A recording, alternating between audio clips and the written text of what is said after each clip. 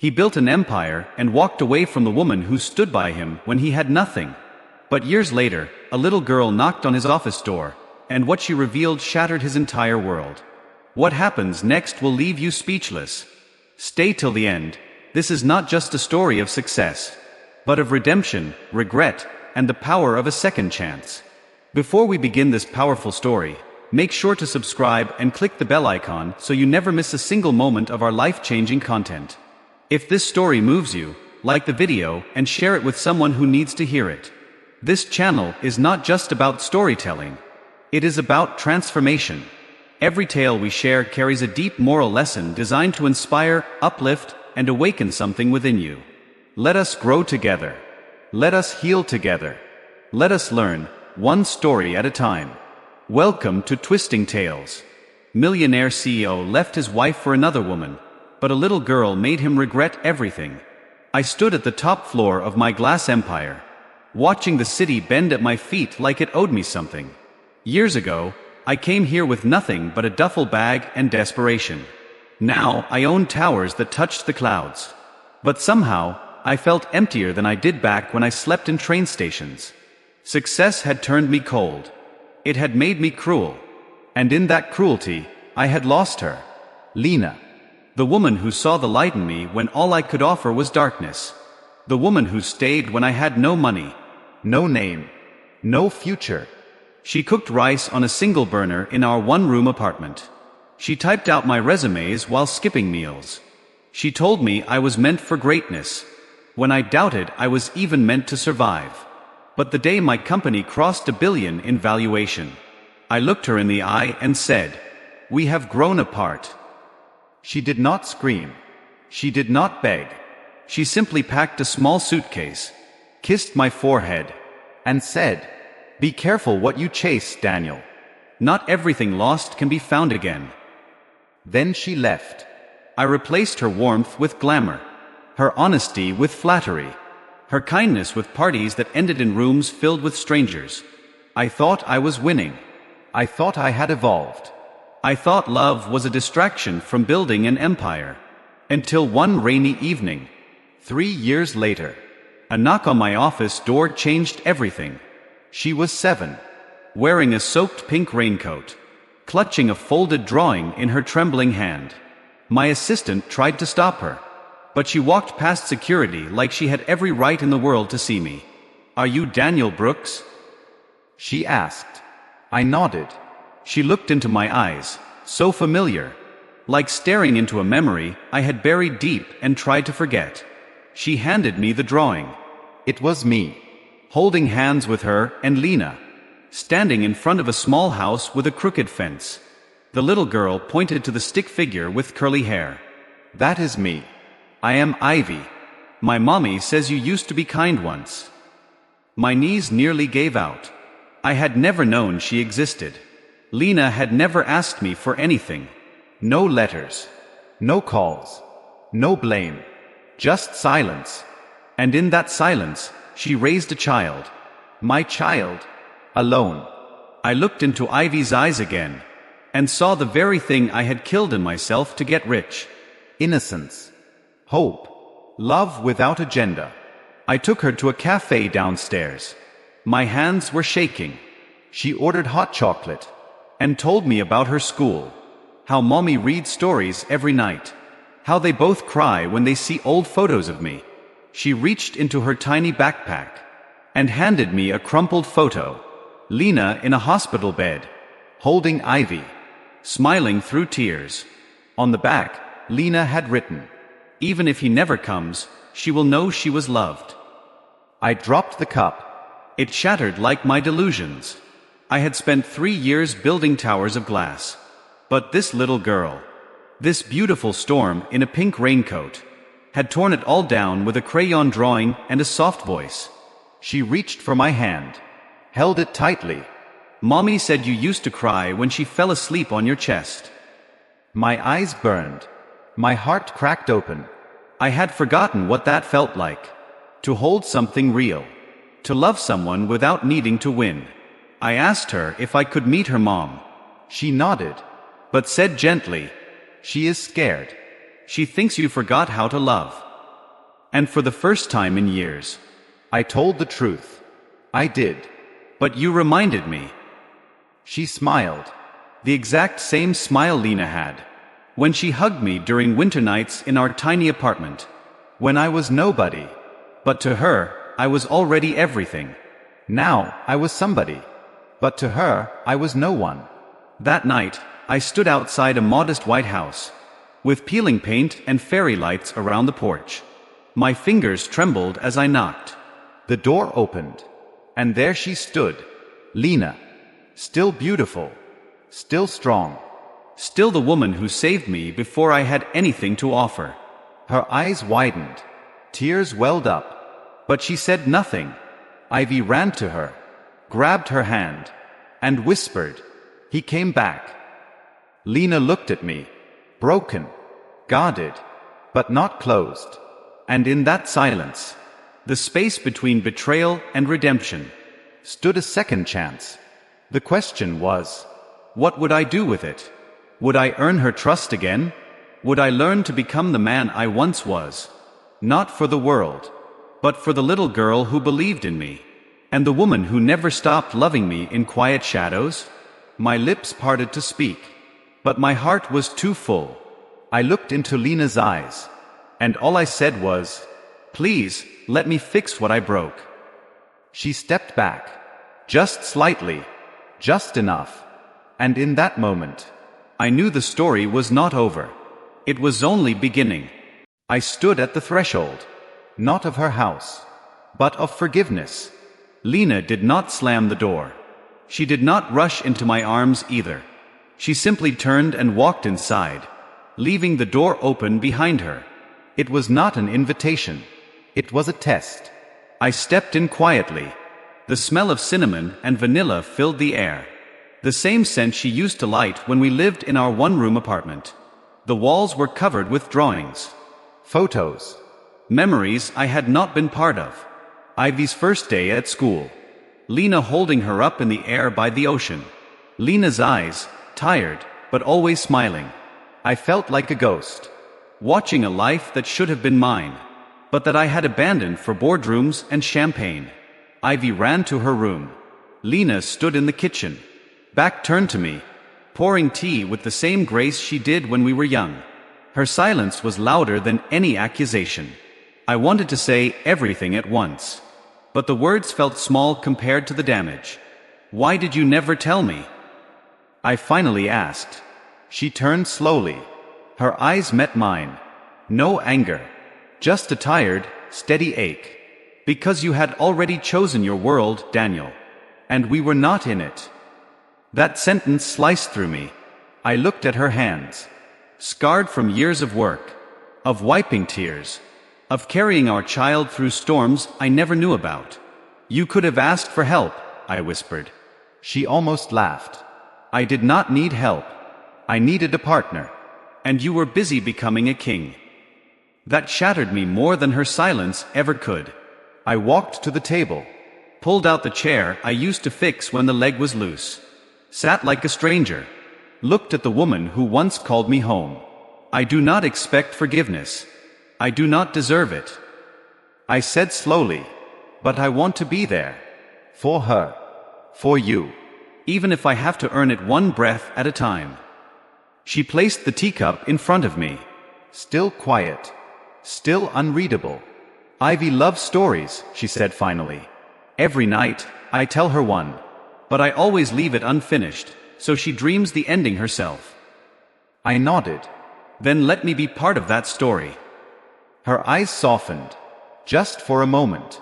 "You were the beginning, Daniel. Let us see if you can survive the middle." Just then, Ivy came running back, carrying a blanket and her favorite stuffed bear. "Daddy," she said, so innocently, so confidently, "can you read me tonight?" My heart clenched. I looked at Lena. She hesitated, then gave the faintest nod. I followed Ivy to her room. It was painted yellow, with glow-in-the-dark stars on the ceiling. She climbed into bed and handed me a storybook with a torn cover. "Mommy always uses the silly voices," she warned. I smiled. "I will try my best." As I began to read, she nestled into her pillow, eyes wide, heart open, and I realized this was the boardroom that mattered. This was the billion-dollar deal I almost missed. This little girl, this woman down the hall, they were the real empire. Not my towers, not my suits, not the fame. Ivy drifted into sleep, fingers still curled around mine. I sat in the quiet, watching her chest rise and fall, a rhythm more calming than any applause I had ever earned. Then I heard footsteps. Lena stood at the door, watching us, tears silently sliding down her cheek. But not from pain, from memory, from hope. She whispered, "She has been waiting for that moment her whole life." I nodded, voice thick, "So have I." Lena turned to go, but I stood. "Let me stay. Tonight. On the couch." She looked at me, not with trust, but with possibility. "One night does not fix years, Daniel. But maybe it is a start." I watched her walk away. Then I sat back on the edge of Ivy's bed and listened to the soft hum of home. A child's breath, a kettle boiling in the distance, a woman's footsteps in slippers down a hallway of second chances. And for the first time in years, I felt human again. Not because I had everything, but because I had finally realized what I almost lost. And I was willing to fight for it. Not with money, not with words, but with presence, with change, with time. The couch was old. Its springs creaked beneath me.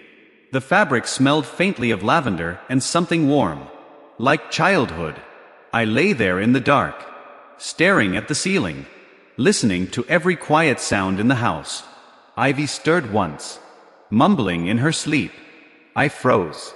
But then, a soft sigh, and she returned to her dreams. Across the hallway, I heard water running, then silence.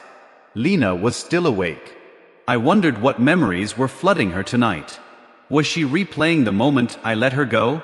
Or the ones when I held her tight, promising a forever I never delivered? Morning came slowly. Gray light filtered through the curtains. Birdsong outside. I sat up, feeling both heavier and lighter. Lena was already in the kitchen, hair tied up, wearing the same faded blue robe she used to wear years ago. "There is coffee," she said without looking at me. I nodded, walked over, took the cup, hands brushing briefly. That moment held too much. Regret. History.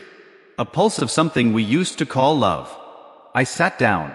Ivy ran in a minute later, still half asleep, but beaming when she saw me. She climbed into my lap like it was the most natural thing. And in that second, it became the most natural thing. "You stayed," she said. "I told Mommy you would." Lena glanced at us, then back at the stove. I looked at my daughter, and felt the weight of those words settle in my bones. She had her mother's fire, my stubborn jaw, and a heart that refused to let go, even of a man who had not been there. Ivy spent the morning showing me her drawings, her books, her favorite teddy that had a missing eye.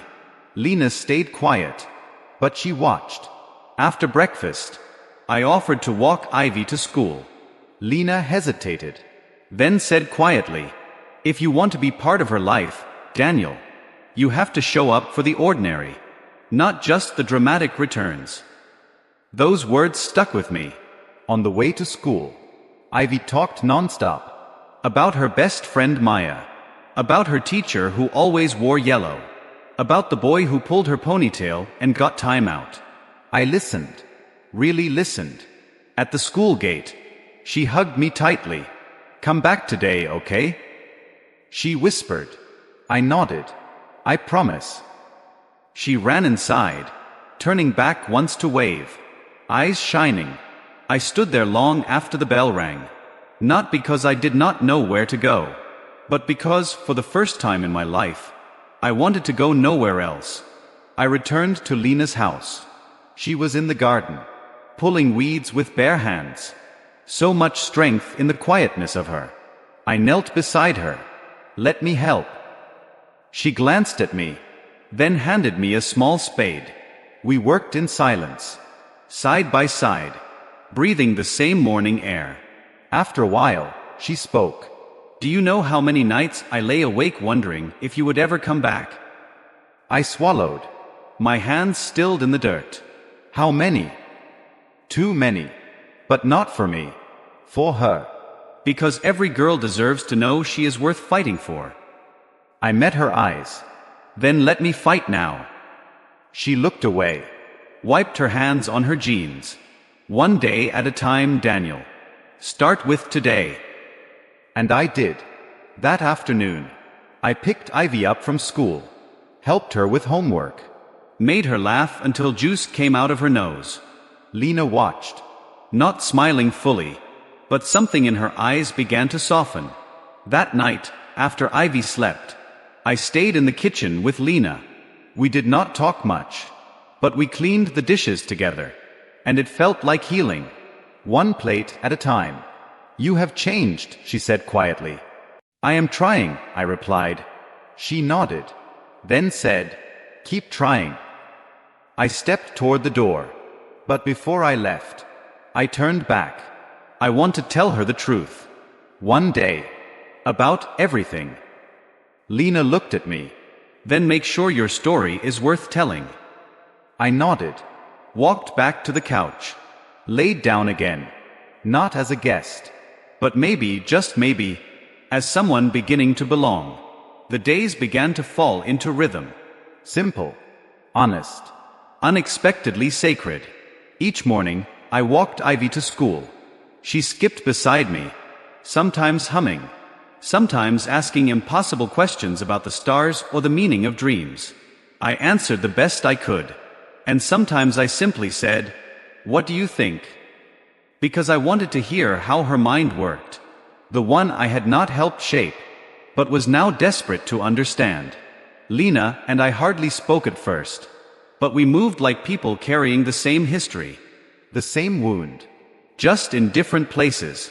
One evening, after Ivy had gone to sleep, I was repairing the loose step on the front porch. I had noticed her trip on it earlier, and I could not ignore it. Lena came out holding 2 mugs. She handed me one, chamomile tea. Just like before. We sat in silence. The stars were out. The kind of stars you could only see when you slowed down enough to look up. You still remember the tea, I said. Some things are hard to forget. Her voice was soft. Not warm yet, but not cold either. She took a sip, then looked at me. She asked me last year why she does not have a daddy like the other kids. I listened, quietly, heart heavy. What did you say? Lena turned her eyes back to the sky. I told her her daddy was busy saving the world. But maybe one day, he would come save her too. That broke something in me. I wish I could go back, I said, barely breathing the words. To that night, I told you I wanted something different. I wish I had remembered that I already had everything.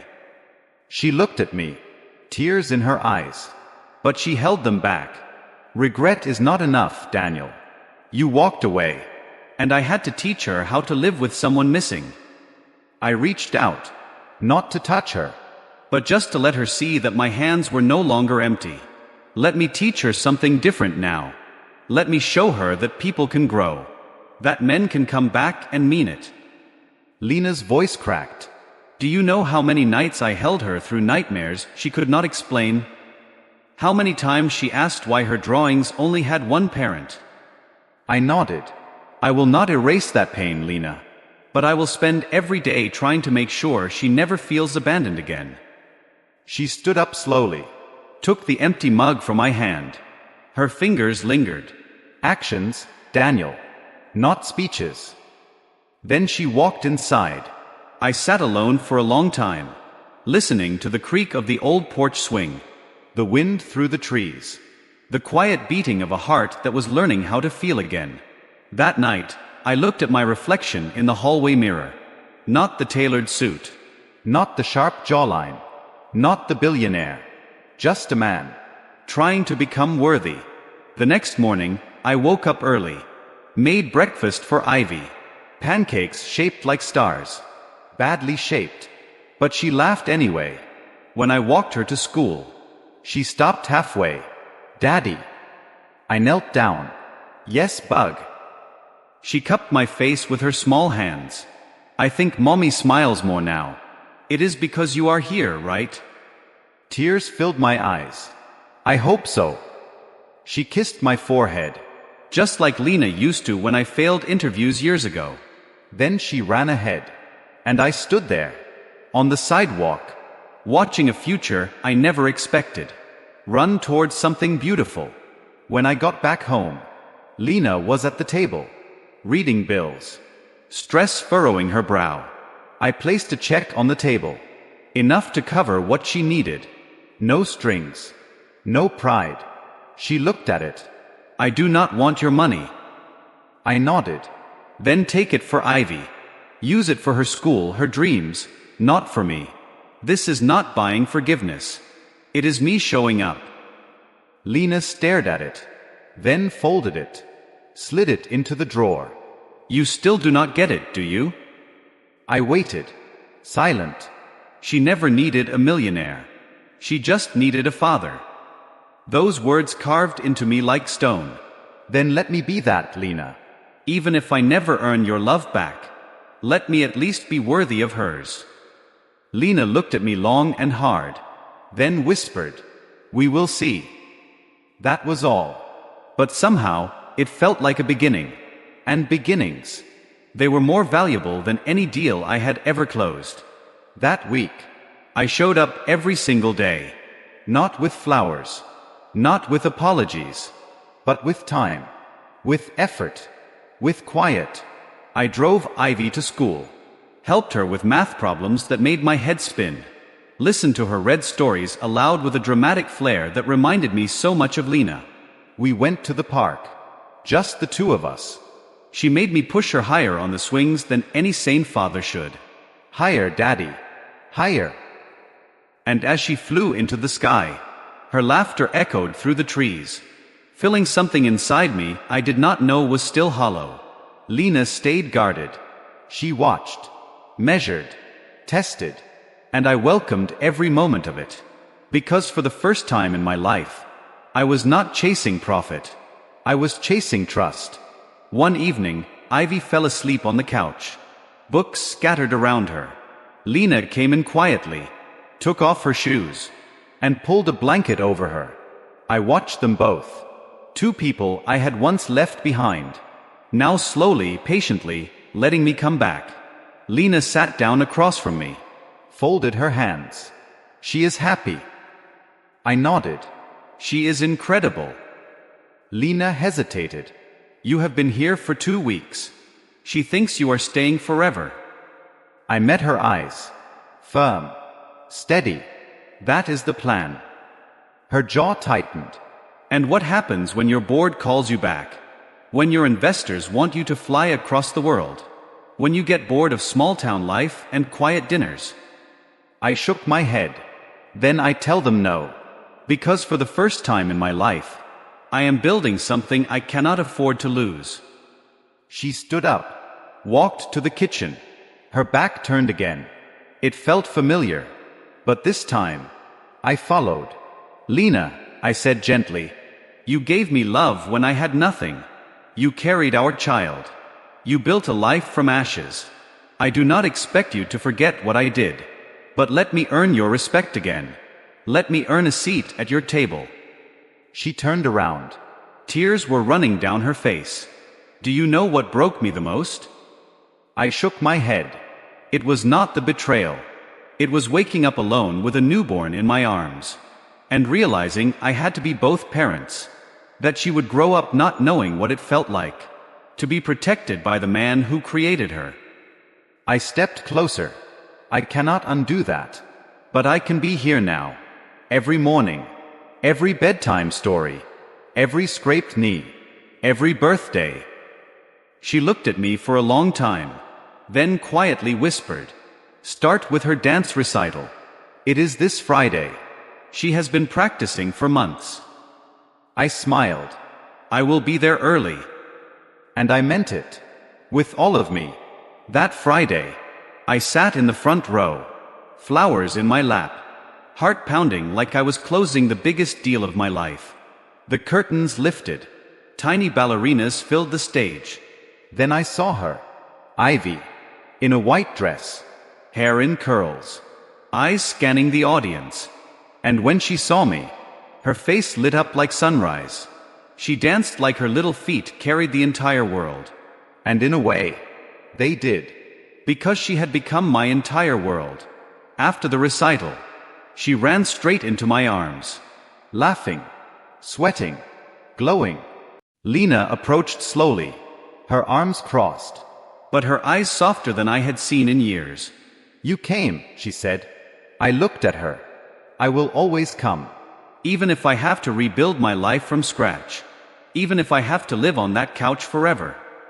She stared at me, then smiled. The first real smile in a long time. You might need a better couch. We all laughed. Even Ivy, though she did not know why. But I knew. Because that night, a door opened. Not a physical one, but something deeper. A crack in her wall. An invitation. Maybe not back into her heart, but at least into the hallway that led there.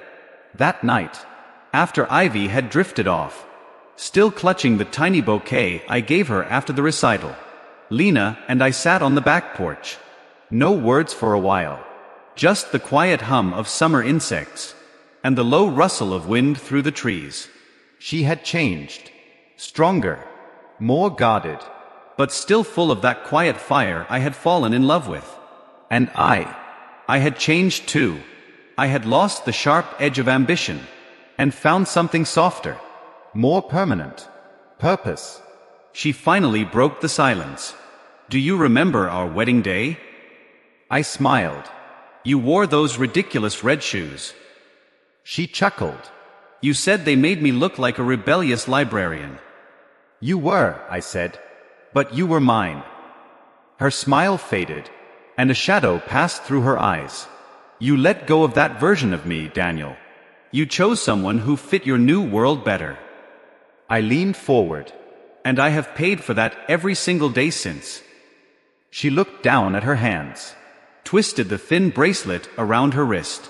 The same one I gave her when we were broke and in love. When I promised her I would never chase anything harder than I chased her.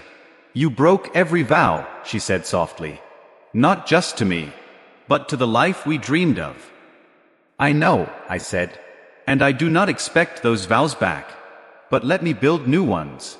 Different ones. Real ones, built not on dreams but on truth. She looked at me.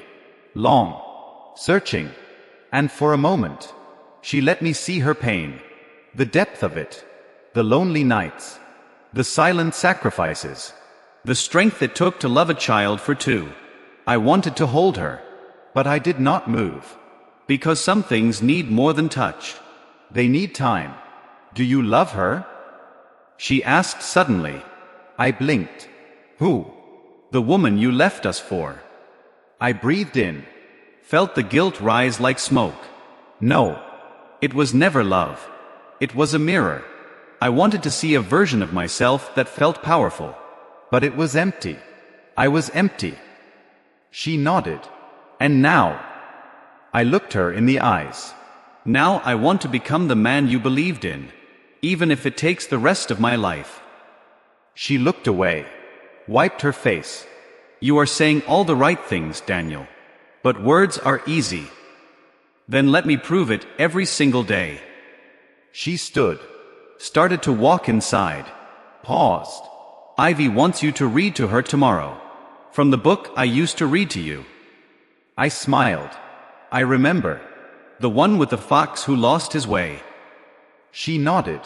Then disappeared into the house. I stayed on the porch. Long after the lights went out. Because for the first time in years, she had trusted me with something again. A book. A child's bedtime. A piece of our past. It was not love yet, but it was something. And something is where redemption begins. The next morning, I found the old book resting on Ivy's nightstand. The Fox Who Lost His Way. The cover was torn, the edges worn with years of tiny fingers turning pages. I sat on her bed, and she curled up beside me, wrapped in her favorite blanket. Her eyes sparkled. Mommy says this was your favorite story too. I nodded. It still is. I read slowly, page by page. The tale of a fox who chased the wrong stars and wandered far from home. But in the end, the fox returned. Not as the same creature who had left, but as someone who finally understood the meaning of home. When I closed the book, Ivy whispered, "Was the fox sad when he came back?" I thought about that, then shook my head. No, sweet girl.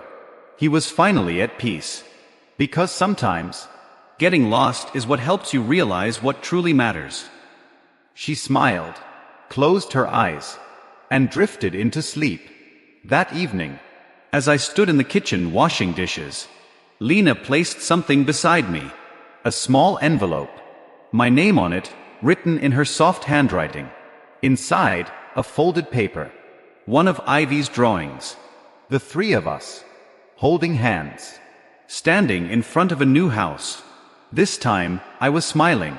On the back, Lena had written, "You are building something again. This time with your hands. And your heart." I looked at her, and she finally looked back. Not with pain, but with hope. She spoke gently. "We cannot rewrite the past, Daniel. But we can decide how the next chapter ends." I reached for her hand. She did not pull away.